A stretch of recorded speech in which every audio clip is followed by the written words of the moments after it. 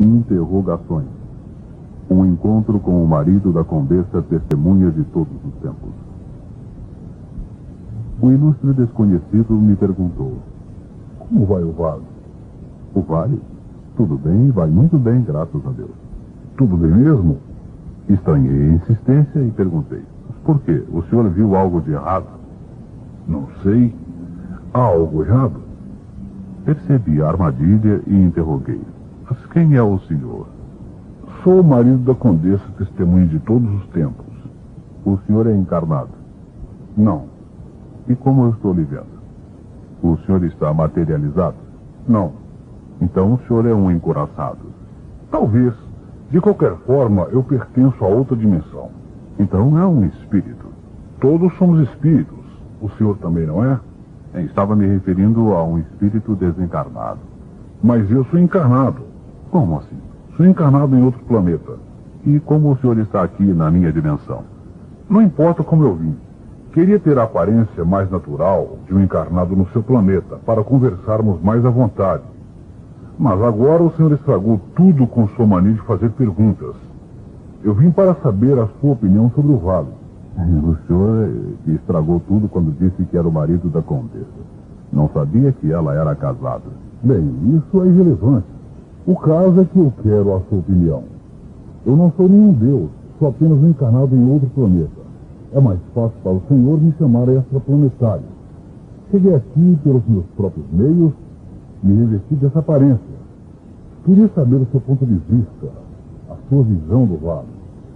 Se o senhor sabe das coisas, o senhor saberá que a gente encarnado enxerga muito pouco, não penetra nas realidades. O mundo não é como é, mas sim como cada um o vê. Concordo com você que a visão do encarnado é muito limitada, a não ser o quê? Nada. Eu sei que o senhor ia dizer, eu sei. A gente nada enxerga quando está cego da alma, cuja cegueira tem as raízes das paixões, na vaidade, no orgulho ou nos vales negros das incompreensões. Ao contrário o quê? A eliminação da consciência que vem do Cristo Jesus. Concordo. A propósito, o seu mundo também está inserido no sistema crístico? Todo o sistema solar está inserido nesse sistema. Mas Jesus também encarnou no seu planeta? Como é que ele se chama? Olha, é difícil responder essa pergunta, pois no meu planeta as coisas foram bem diferentes que na Terra.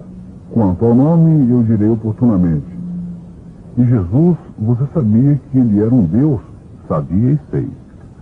Foi o Deus que construiu todo o sistema solar, e por isso ele também é chamado o Cristo Sol. Aliás, sobre esse assunto eu sei mais alguma coisa. Ele também foi o Deus dos judeus, pois Jeová. Estou percebendo que você está informado, mas não vamos fugir do assunto que me trouxe aqui. Qual a sua visão do vale? Minha visão. Bem, ela tem variado muito.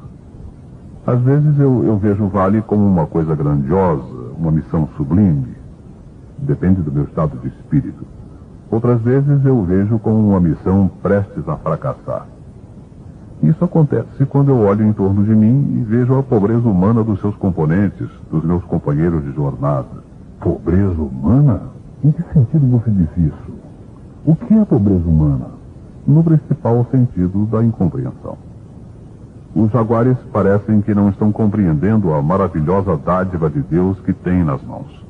Parece que não compreendem nem a Neiva. Noto que você está falando de Neiva como se ela ainda existisse. Ela não desencarnou? Você está me testando, pois sabe muito bem que o desencarne não significa morte. É apenas uma mudança de um plano para outro, e ela está mais viva do que nunca. Mas você acha então que ela ainda está no comando do vale? Mas é lógico. É lógico como? É lógico de uma lógica de nossa própria corrente. Quando um médium desencarna, ninguém ocupa o lugar dele, e ele continua responsável pelo lugar que ocupava.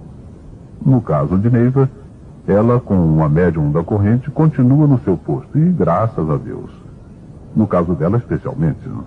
Mas há uma diferença. Ela não está mais aqui para orientar vocês. E que eu saiba, ela ainda não veio para continuar orientando. Parece que você está bem informado. Na verdade, ela já deixou tudo pronto, mas tudo mesmo.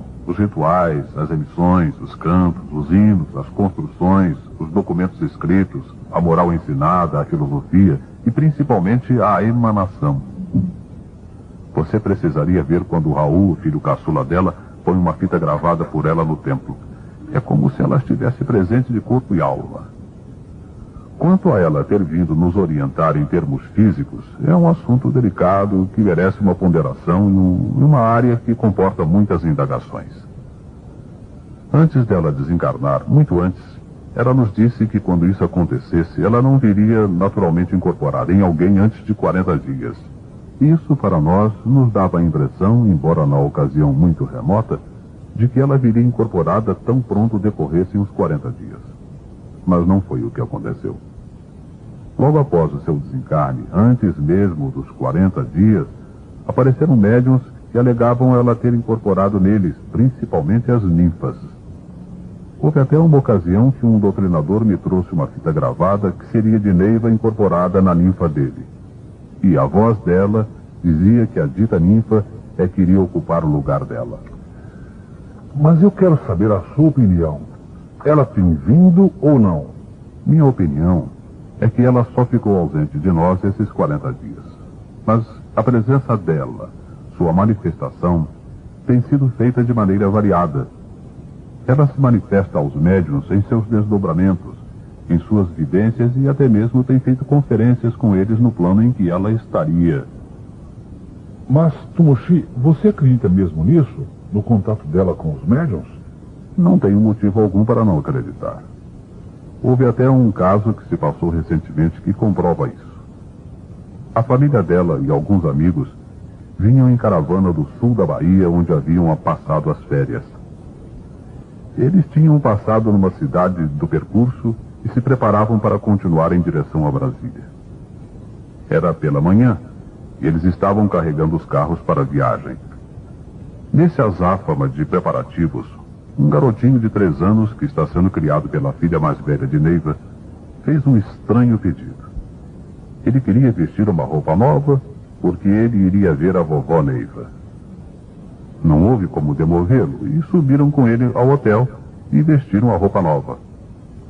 Nesse ínterim, o Capuchinho, um mestre muito chegado à família Zelaya, pôs o seu carro em movimento para abastecer uns 100 metros adiante. Não viu o filho dele que estava na frente do carro e passou com as 2 rodas, a da frente e a traseira, sobre a cabeça do garoto. Correria, gritos de aflição e o levaram para o hospital. Nesse ínterim, o menino que a Lúcia cria começou a gritar excitado: olha a vovó, ela vai indo ali. Segundo ele, ela ia subindo o morro em frente ao hotel e vestia uma linda roupa azul. O garoto acidentado não teve sequer um arranhão. E eu pergunto, é possível desacreditar nisso? Bem, e a posição dos trinos sobre a presença dela? Logo depois do seu desencarne, quando começaram as notícias sobre a presença dela entre os médiuns, os trinos tomaram uma atitude de cautela.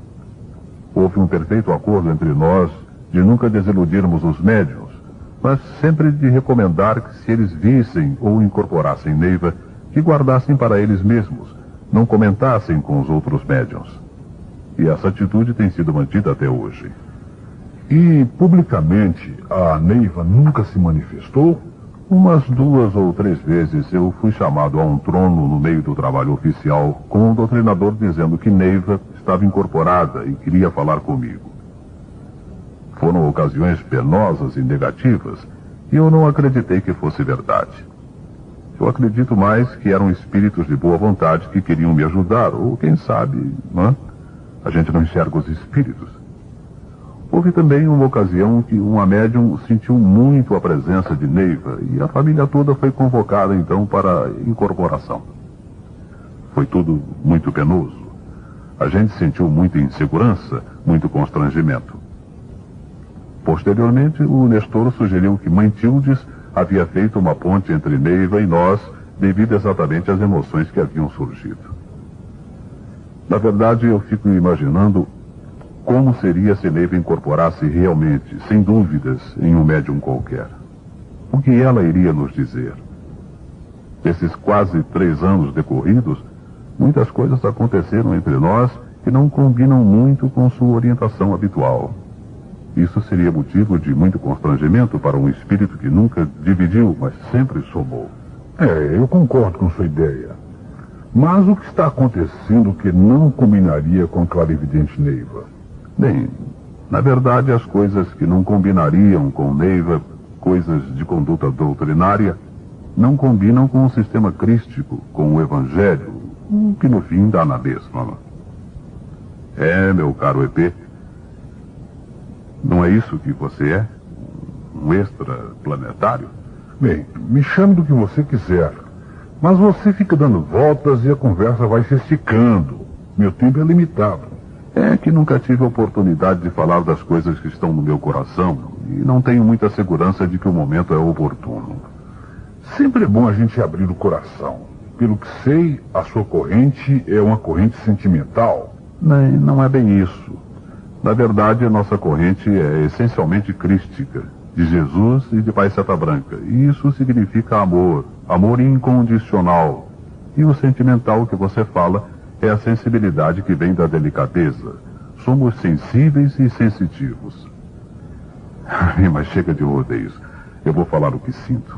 Como estou vendo meu mundo, meu universo. E Deus me livre de que isso seja um julgamento. Se for, que Deus me perdoe. Nossa corrente, na sua constituição física, na sua parte humana, é constituída por jaguares, homens e mulheres que têm no mínimo 19 encarnações, conforme a afirmação peremptória da clarividente Neiva. Partindo desse princípio e sabendo-se que esses espíritos são juramentados ao Cristo Jesus, todos sabem, na sua individualidade, as circunstâncias da vinda de Jesus ao nosso planeta e como aconteceu todo o drama daqueles 3 anos em que ele pregou a sua doutrina. Bem, deixa-me fazer uma pequena prescrutação. Naquele tempo, a doutrina que o povo de Israel seguia era a lei de Moisés baseada num Deus único e que há milênios alimentava a religiosidade desse povo. Os profetas de Israel, também há muitos milênios, vinham profetizando a vinda de Jesus, que seria, na verdade, o Deus deles, o Criador do sistema solar, que se faria presente entre eles. Mas o complexo sistema mosaico fora sofrendo um desgaste através dos tempos, e aos poucos seus rituais foram se esvaziando, se horizontalizando, os componentes caindo na sua personalidade e perdendo contato com sua individualidade transcendente. Quando Jesus chegou, eles não perceberam a maravilha que estava acontecendo, e o resultado foi a condenação do grande mestre. A mesma situação vem acontecendo periodicamente na humanidade, mas principalmente nas religiões. Quanto mais acuidade, mais rigor nos rituais, menos cerne, menos substância, menos espiritualização. Os jaguares sabem disso no seu íntimo, na sua individualidade, no seu espírito, tanto que na sua boa espécie de boemia não ligam muito para detalhes. Mas o que está acontecendo nestes últimos anos, para ser preciso, exatamente há cerca de 7 anos, é que se vem regularmente perdendo o sentido do transcendente, do mundo espiritual, como aconteceu no tempo de Jesus. Isso resulta cada vez mais na horizontalização das energias e na quantidade manipulada sem a preocupação da qualidade. Espere.